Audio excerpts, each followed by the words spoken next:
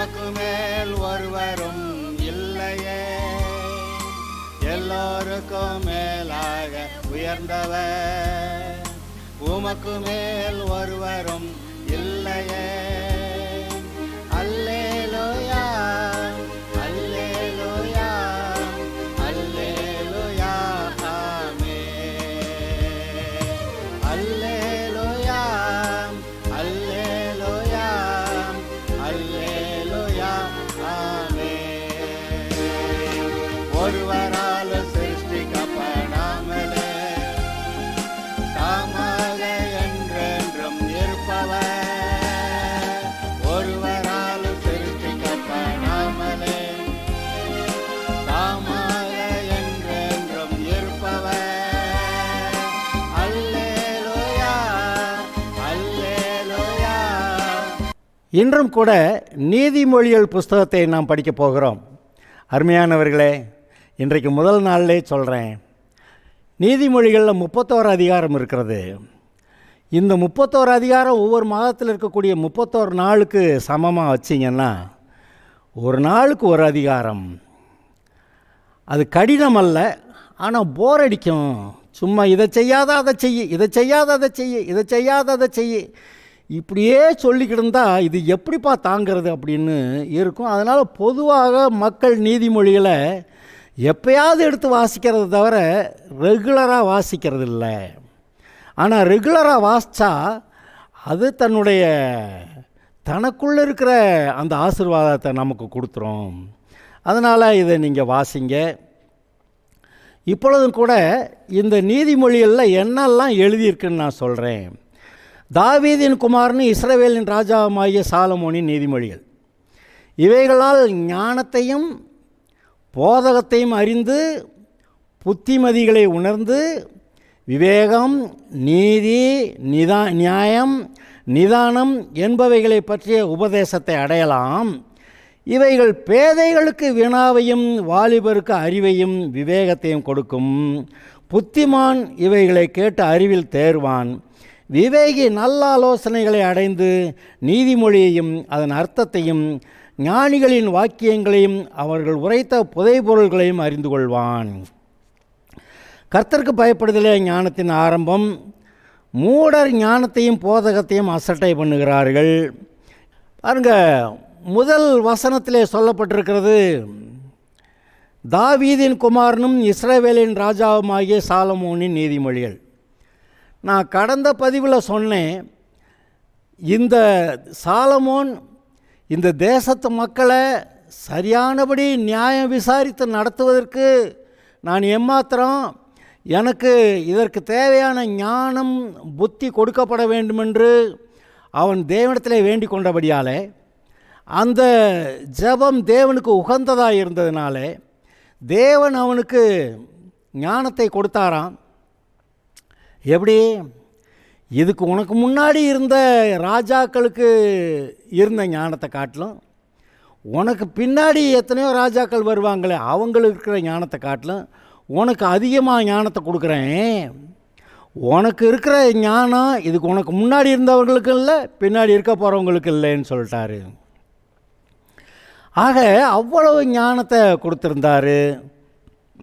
அவன் உலகத்தில் இருக்கிற சகல நடவடிக்கைகளை பற்றியும் அங்கே நீதிமொழிகள், நம்ம சொல்லுவோம் பழமொழிகள்னு, இந்த பழமொழிகளும் சரி சில உவமைகள், அதுவும் நமக்கு நம்முடைய வாழ்க்கையில் ரொம்ப பிரயோஜனமாக இருக்கிறவைகள்.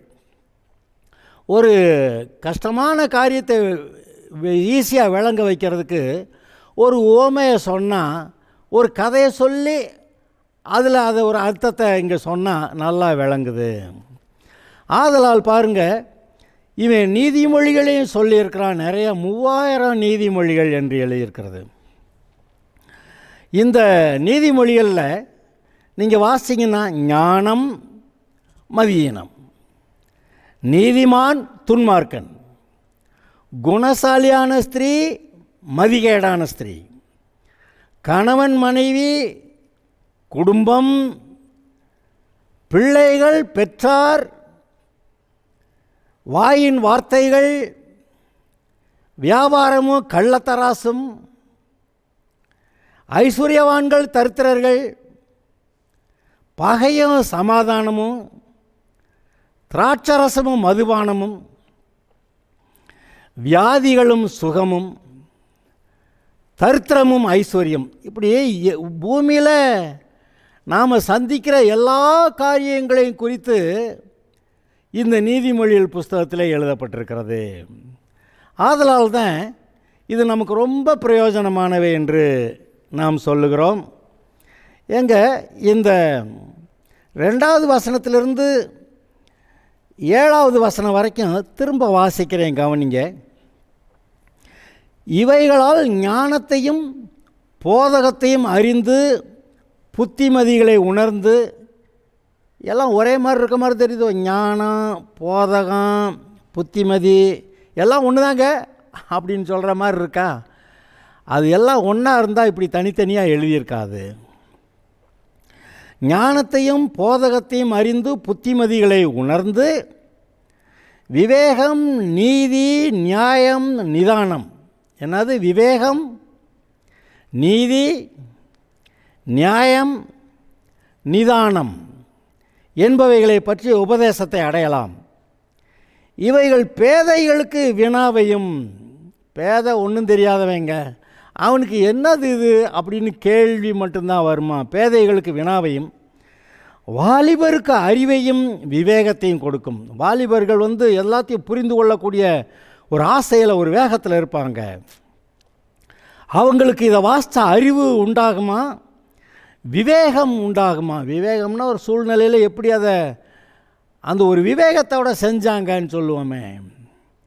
அறிவையும் விவேகத்தையும் கொடுக்கும். புத்திமான் இவைகளை கேட்டு அறிவில் தேர்வான். ஏற்கனவே புத்தி இருக்கிறவன் இதை கேட்டால் இன்னும் கொஞ்சம் அறிவுங்கிறது குவாண்டம் ஆஃப் இன்ஃபர்மேஷன், சில விவரங்களை சேர்த்து வைக்கிறது தான் அறிவு. இவைகளை கேட்டு புத்திமான் அறிவில் தேர்வான். விவேகி நல்ல ஆலோசனைகளை அடைந்து, இருக்கிற சூழ்நிலையில் கொஞ்சம் விவேகமாக நடந்துக்கணும்னு நினைக்கிறவன் நல்ல ஆலோசனைகள் அவனுக்கு ஏதோ கிடைக்குதான், அடைந்து நீதிமொழியையும் அதன் அர்த்தத்தையும், இந்த புஸ்தகத்தில் இருக்க எல்லாத்தையும் பற்றி அதோடைய அர்த்தத்தையும், ஞானிகளின் வாக்கியங்களையும். ஞானிகள் சும்மா கதை சதன்னு பொதன்னு பேசிக்கிட்டு இருக்க மாட்டாங்க. அவங்க ஒரு வார்த்தை சொன்னாங்கன்னா அது ஆணி அரைஞ்ச மாதிரி அப்படி இருக்கும். ஞானிகளின் வாக்கியங்களையும் அவர்கள் உரைத்த புதை பொருள்களையும் அறிந்து கொள்வான். புதை பொருள்கள் எல்லா காரியத்தையும் வெளியில் தெரிகிற மாதிரி சொல்லலை, சில இலைமறை காயாய் சொல்லுகிற அந்த விவரங்களை கூட அறிந்து கொள்வான். ஞானிகளின் வாக்கியத்தையும் அவர்கள் உரைத்த புதை பொருள்களையும் அறிந்து கொள்வான். கர்த்தருக்கு பயப்படுதலே ஞானத்தின் ஆரம்பம். நான் ஞானம் என்னெல்லாம் இப்போ சொல்கிறேன் நான், ஆனால் ஞானத்துக்கு ஆரம்பம் என்னது? கர்த்தருக்கு பயந்து ஒழுங்காக இருக்கிறது. கர்த்தருக்கு பயப்படுதலே ஞானத்தின் ஆரம்பம். மூடர் ஞானத்தையும் போதகத்தையும் அசட்டை பண்ணுகிறார்கள். மூடர்னா என்ன? தேவனற்றவர், அதாவது தேவனற்றவர்கள். கடவுளாவது ஒன்றாவதா, என் வாழ்க்கையை நான் நடத்துகிறேன் அப்படின்னு மூடத்தனமாக, அதாவது தேவன் கொடுக்குற வார்த்தையை ஏற்றுக்கொள்ள முடியாத மாட்டேன் என்று காதை கண்ணை அடைத்து கொண்டு மூடத்தனம்னு சொல்கிறோமே. மூடத்தனம்னா என்ன? எவ்வளவோ விவரங்கள் சொல்லப்பட்டால் நான் ஒன்றும் ஏற்றுக்கிற மாட்டேன் அப்படின்னு சொல்லி மூடத்தனமான வாழ்க்கை. மூடர் அப்படிப்பட்டவர்கள் ஞானத்தையும் போதகத்தையும் அசட்டை பண்ணுகிறார்கள். என் மகனே, உன் தகப்பன் புத்தியை கேள், தாயின் போதகத்தை தள்ளாதே, அவைகள் உன் சிரசுக்கு அலங்காரமான முடியும், உன் கழுத்துக்கு சரப்பணியுமாயிருக்கும். உன் தகப்பன் தாய் புத்தியை கேட்டேன்னா சிரசுக்கு அலங்காரமான முடியும், கிரீடமாக. நீ சொன்னபடி கேட்டு புத்தியாக நடந்தேன்னா அவங்க சொல்கிற புத்திமதியெல்லாம் உனக்கு கிரீடம் மாதிரி இருக்கும். உன் கழுத்துக்கு சரப்பணியுமாக இருக்கும். கழுத்தில் ஒரு நல்ல அழகான செயின் போட்டாக்க சிலருக்கு நல்லா இருக்குது, ஓகே, சரப்பணியுமாக இருக்கும். இந்த வசனங்களை வாசிங்க. இப்போ நான் சொன்னேன்,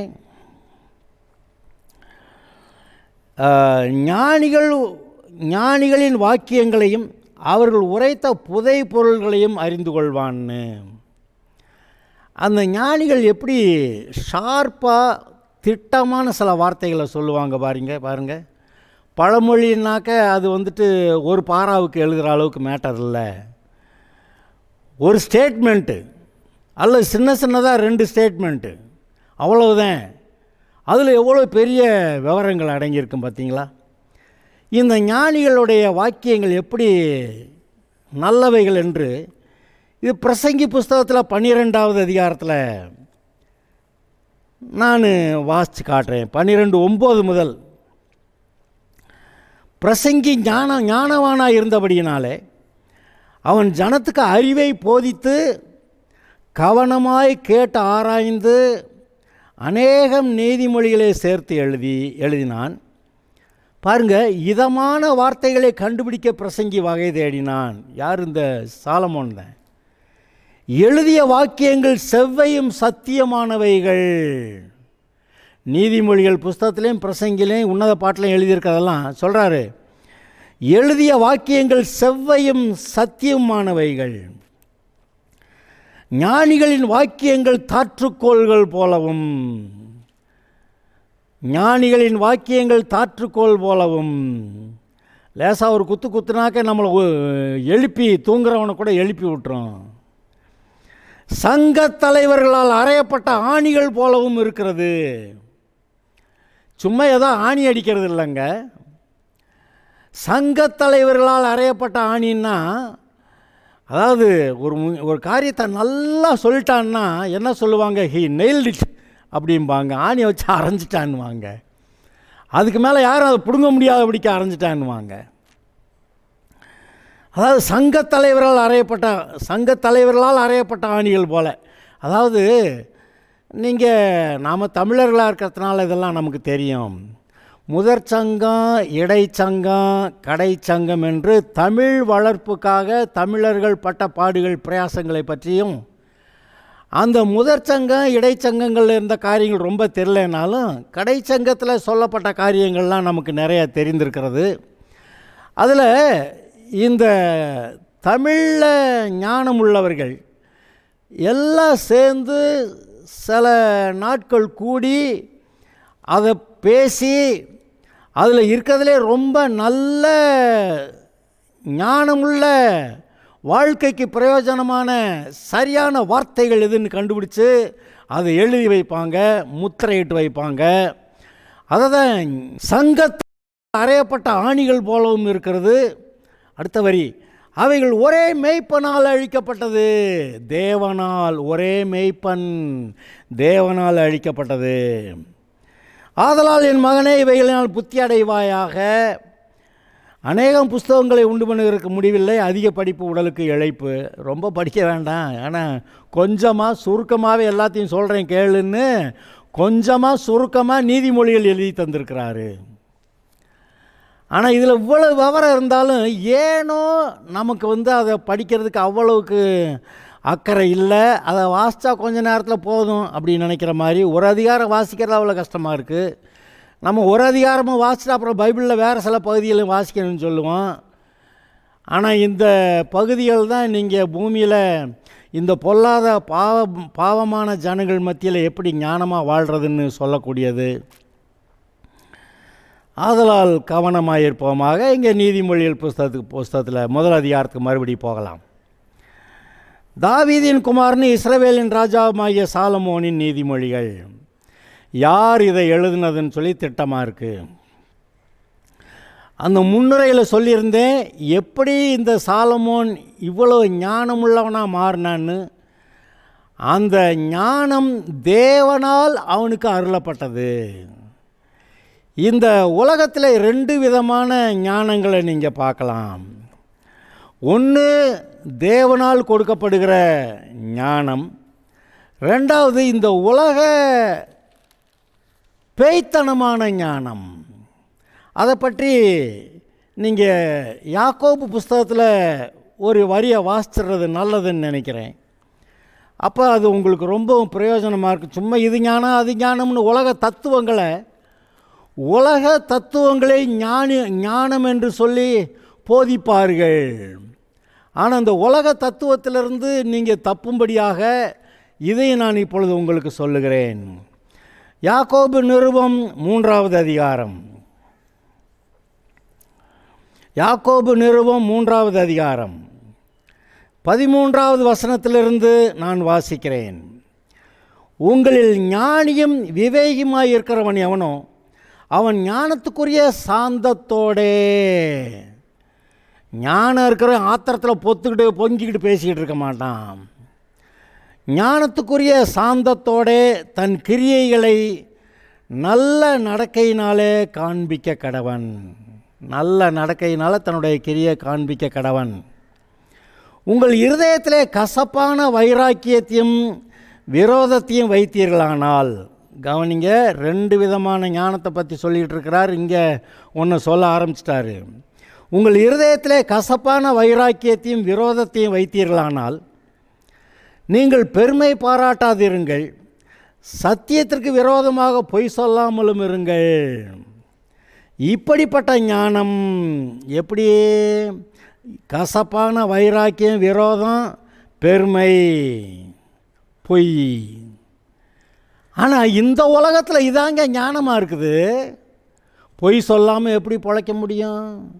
இப்படியெல்லாம் ஞானமாக இல்லைன்னா எப்படி காசு சேர்க்க முடியும்? யார் மேலே கசப்பாக இருந்தால் அவனை கவுத்தாத்தானே அவன்கிட்ட இருக்கிறதெல்லாம் பிடுங்க முடியும். இப்படி இந்த உலக ஞானம் ஒன்றை பேசி கொண்டிருக்கிறது. என்னென்ன சொல்லியிருந்துச்சு? கசப்பான வைராக்கியம், விரோதம், பெருமை, சத்தியத்துக்கு விரோதமான பொய். அப்படி இருக்காதீங்க. இப்படிப்பட்ட ஞானம் பரத்திலிருந்து இறங்கி வருகிற ஞானமாயிராமல் லௌகீக சம்பந்தமானதும் ஜென்ம சுபாவத்துக்குரியதும் பேய்த்தனத்துக்கு அடுத்ததுமாக இருக்கிறது. எது?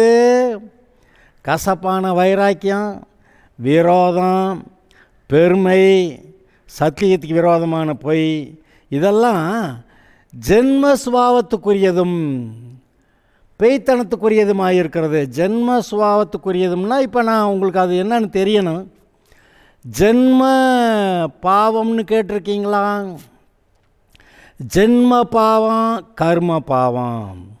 ஜென்ம பாவம்னா ஒரு குடும்பத்தில் வம்ச வழியில் அவன் பிறக்கும்போது அந்த வம்சத்திலேயே ஒரு குறிப்பிட்ட விதமான பாவங்கள் நிறைய இருக்கும்.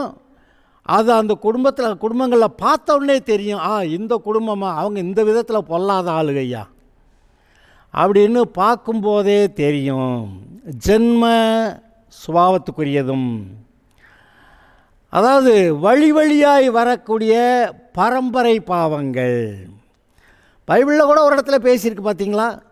ஒருத்தன் குருடனாக இருக்கிற இடத்த போயிட்டு அங்கே பார்த்துட்டு பக்கத்தில் இருக்கவங்க இயேசுநாட்டை கேட்பாங்க, இவன் குருடனாக இருக்கிறது இவன் செஞ்ச பாவத்தினாலேயா அல்லது இவருடைய பெற்றோர்கள் செய்த பாவத்தினாலேயா அப்படி கேட்பாங்க.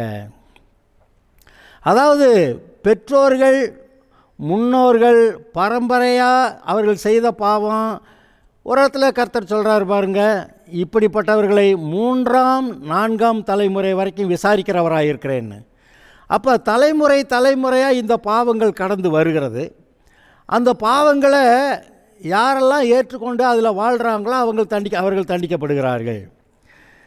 இந்த உலகத்துக்குரிய ஜென்ம சுபாவத்துக்குரியது அப்படி சொல்கிறாரு. அப்புறம் வேற என்ன ஜென்மம் அங்கே இருக்குது?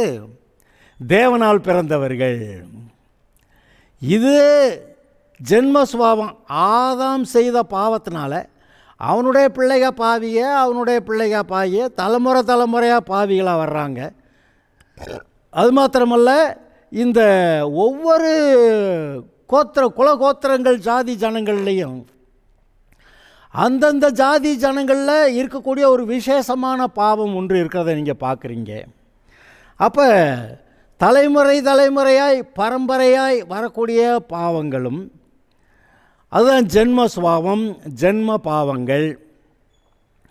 ஜென்ம சுபாவத்துக்குரியதும் பேய்த்தனத்துக்கு அடுத்ததுமாக இருக்கிறது. ஏன் இது பேய்த்தனத்துக்கு அடுத்ததுமாக இருக்கிறது? ஆதாம் எப்படி பாவம் செஞ்சான்? ஒரு பிசாசு வந்து சொன்னால் அதை கேட்டான், அதை செஞ்சான். அப்புறம் அது பேய்த்தனத்துக்கு அடுத்ததாகிருச்சு. அவனுடைய பிள்ளைங்க அதே மாதிரி பாவத்தை பேய்த்தனத்துக்கு எடுத்த காரியமாக பிசாசுடைய வார்த்தைகளை கேட்டு செய்கிற மாதிரி பாவங்களையா செய்கிறாங்க. ஆக ஜென்ம சுபாவத்துக்குரியதும் பேய்த்தனத்துக்கு அடுத்ததுமாக இருக்கிறது. அதாவது இன்னொன்று போட்டிருக்கு, இந்த ஞானம் பரத்திலிருந்து இறங்கி வருகிற ஞானமாயிராமல். ஞானம்ங்கிறது இந்த பூமியில் இல்லை. ஹலோ, அப்படி இருந்தால் அது இந்த உலகத்துக்குரியதும் ஜென்ம சுபாவத்துக்குரியதும் பேய்த்தனத்துக்குரியதும்னு சொல்கிறாரு. இப்படிப்பட்ட ஞானம் பரத்திலிருந்து இறங்கி வருகிறதா இராமல் லௌகீக சம்பந்தமானதும். லௌகீக சம்பந்தமானதுன்னா என்ன? பாலியல் காரியங்கள், பாலியல் குற்றங்கள், செக்ஸ் பாவங்கள் பற்றி இங்கே பேசுது. இந்த உலகத்தில் பாலியல் பலாத்காரங்களும் பிறகு பிள்ளைகளை கொல்றதுமான காரியங்கள் நடக்க, இதெல்லாம் ஒன்றும் வினோதமாக இல்லை, அந்த காலத்திலேருந்து நடக்கிறது தான். ஆனால் இப்போ அதிகமாக இருக்குது. இயேசு சொன்னார் பார்த்தீங்களா, அவருடைய வருகையின் போது இந்த உலகம் எப்படி இருக்கும்னா சோதோம் கொமோரா மாதிரி லோத்தோடைய காலத்தில் எப்படி இருந்துச்சோ, அப்புறம் நோவா காலத்தில் எப்படி இருந்துச்சோ. நோவா காலத்தில் இந்த பெண்களை தேவதூதர்கள் ஆண்கள் போல் உருவம் எடுத்து பெண்கள்கிட்ட சேர்ந்து பிள்ளைகளை பெறுவாங்க அப்படின்னு சொல்லியிருக்க.